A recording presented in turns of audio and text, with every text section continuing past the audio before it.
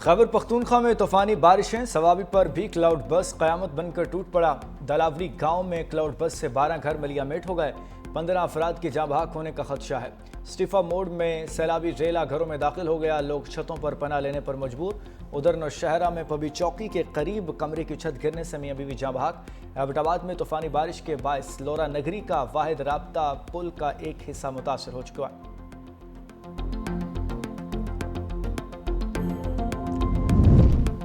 گلیات میں بھی موسلادھار بارش سے ندی نالے بفر گئے، لینڈ سلائیڈنگ اور درخت گرنے سے متعدد سڑکیں بند، باغن کو تاجوال سے ملانے والا پل ٹوٹ گیا۔ موبائل سروس اور بجلی کی فراہمی متاثر، سیاحوں اور مقامی افراد غیر ضروری سفر سے گریز کریں، انتظامیہ نے الرٹ جاری کر دیا۔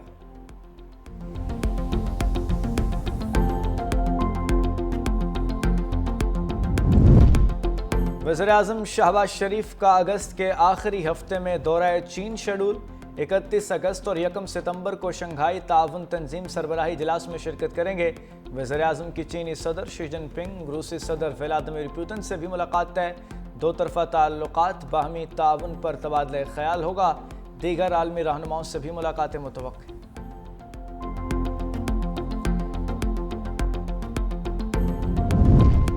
کراچی میں بارش کا امکان، سندھ حکومت نے نکاسیاب کے لیے تیاریاں مکمل کر لیں۔ وزیر اعلیٰ مراد علی شاہ کی زیر صدارت اجلاس، میئر کراچی نے بتایا شہر کے 150 نالوں کی صفائی، 44 نالوں کے چوکنگ پوائنٹس بہتر بنانے پر کام جاری ہے۔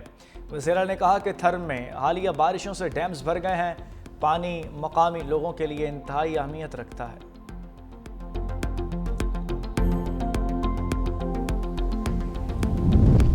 وادی نیلم میں سیاحوں کی گاڑی کو حادثہ، شنڈاس کے قریب گاڑی کھائی میں گرنے سے خاتون سمیت 5 افراد جاں بحق، تعلق کراچی سے تھا۔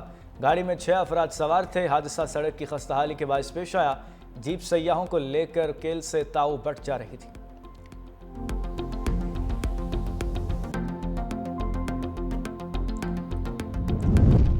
کوئٹہ میں خودکش بمبار تیار کرنے والا لیکچرر گرفتار کر لیا گیا۔ حساس اداروں نے 14 اگست کو بلوچستان میں خودکش حملہ ناکام بنایا۔ نجی یونیورسٹی کے لیکچرر ڈاکٹر عثمان قاضی نے کوئٹہ ریلوے اسٹیشن پر حملے میں سہولت کاری کا اعتراف کر لیا۔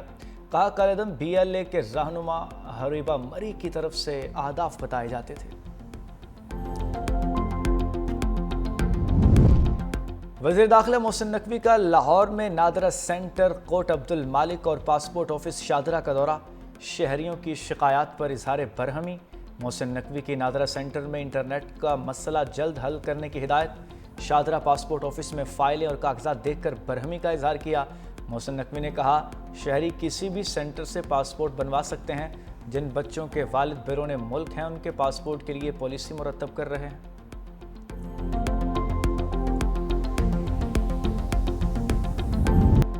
صحافی خاور حسین کے ورثاء نے مبینہ خودکشی پر سوال اٹھا دیا۔ خاور حسین کے اہل خانہ امریکہ سے کراچی پہنچ گئے۔ بھائی کی درخواست پر حیدرآباد لیاقت یونیورسٹی اسپتال میں دوبارہ پوسٹ مارٹم۔ خاور حسین کے بھائی، والد اور والدہ جناح انٹرنیشنل ایئرپورٹ سے سانگھڑ پہنچے۔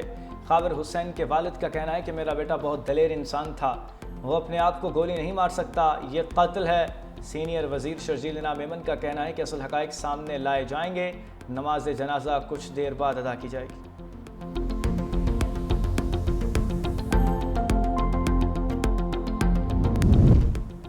کراچی میں ڈکیتی کی بڑی واردات، فش ہاربر کے قریب ڈاکوؤں نے انٹرنیشنل فوڈ کمپنی کے ملازموں سے 1 کروڑ 50 لاکھ روپے لوٹ لیے۔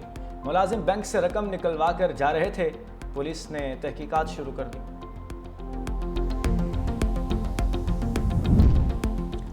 حکومت بلوچستان کی جانب سے بھی سیلاب متاثرین کے لیے امدادی سامان کی بڑی کھیپ روانہ۔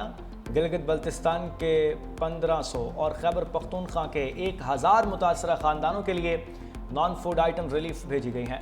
ترجمان بلوچستان حکومت شاہد رند کا کہنا ہے کہ بلوچستان حکومت مشکل کی گھڑی میں گلگت بلتستان اور خیبر پختونخوا کی عوام کے ساتھ کھڑی ہے۔ سیلاب متاثرہ بھائیوں کی مدد بلوچستان حکومت کی انسانی ہمدردی اور یکجہتی کا عملی اظہار ہے۔ روس یوکرین جنگ کے خاتمے کے لیے آج وائٹ ہاؤس میں بڑی بیٹھک لگے گی۔ برطانیہ، فرانس، جرمنی، اٹلی سمیت یورپی ممالک کے سربراہان آج صدر زیلنسکی کے ہمراہ واشنگٹن جائیں گے۔ صدر ٹرمپ سے ملاقات میں الاسکا مذاکرات میں سامنے آنے والی تجاویز پر تبادلہ خیال کیا جائے گا۔ امریکی خصوصی ایلچی اسٹیو وٹکوف نے دعویٰ کیا کہ روس ایسے معاہدے پر دستخط کرے گا جس کے تحت وہ کسی یورپی ملک پر حملہ نہیں کرے گا۔ امریکہ اور یورپی اتحاد یوکرین کو نیٹو کے آرٹیکل 5 جیسی سیکیورٹی ضمانتیں دے سکتے ہیں۔ روسی صدر نے بھی رضامندی ظاہر کر دی۔ صدر پوٹن کی رضامندی گیم چینجر ہے۔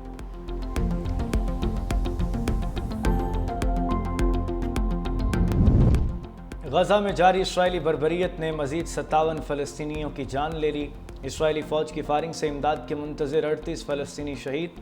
جبالیہ میں گھر والوں کے لیے پانی لانے والی بچی کو ڈرون سے نشانہ بنانے کی ویڈیو سامنے آ گئی۔ اعلیٰ حالات سمیت ہسپتال پر بمباری۔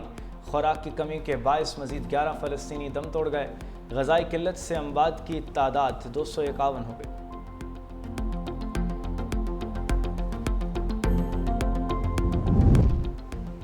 صہیونی ریاست کا فلسطینیوں کی بے دخلی کا گھناؤنا منصوبہ، لاکھوں فلسطینیوں کو زبردستی جنوبی غزہ منتقل کرنے کا اعلان۔ اسرائیلی آرمی چیف نے بھی غزہ پر قبضے کے منصوبے کی منظوری دے دی۔ اپنے بیان میں کہا کہ غزہ پر حملوں کی شدت میں اضافہ کیا جائے گا، علاقے پر دوبارہ قبضے کرنے کے لیے دباؤ ڈالا جائے گا۔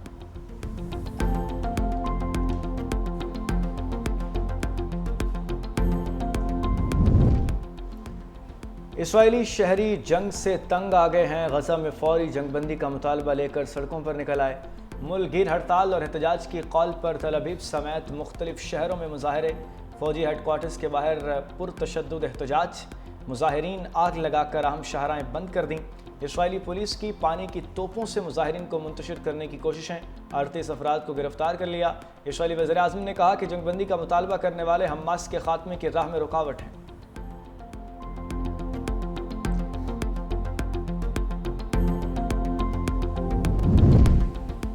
قومی اسکواش پلیئر اشرف عرفان نے امریکہ میں ہونے والے جانز کریک اوپن اسکواش ٹورنامنٹ کو جیت لیا۔ فائنل میں اشرف نے ملیشین پلیئر نیتھن کیوے کو شکست دی ہے۔ اشرف عرفان نے ٹائٹل کے ساتھ $12,000 انعامی رقم بھی اپنے نام کی ہے۔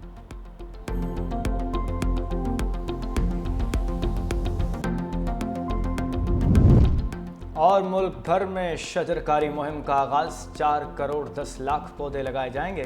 صدر مملکت اور وزیر اعظم کے عوام سے شجرکاری مہم میں بھرپور حصہ لینے کی اپیل۔ اپنے پیغامات میں کہا ملک کو موسمیاتی تبدیلیوں کے شدید خطرات کا سامنا ہے۔ قوم کی بھلائی اور ترقی اس کے جنگلات اور قدرتی ماحول کے تحفظ پر منحصر ہے۔ موجودہ حالات کے پیش نظر شجرکاری مہم کی کامیابی ناگزیر ہے۔